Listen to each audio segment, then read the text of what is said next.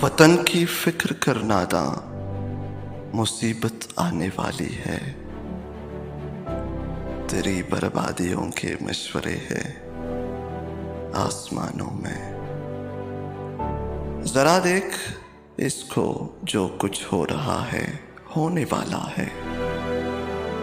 जरा क्या है भला अहले कोहन की दास्तानों में।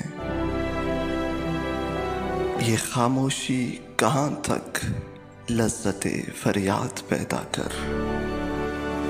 ज़मीं पर तू हो और तेरी सदा हो आसमानों में। न समझोगे तो मिट जाओगे ए हिंदुस्तान वालों। तुम्हारी दास्तान तक भी न होगी दास्तानों में।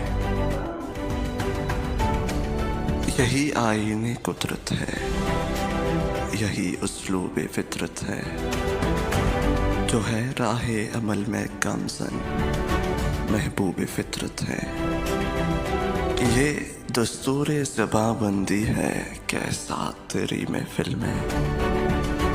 यहाँ तो बात करने को तरसती है ज़बां मेरी,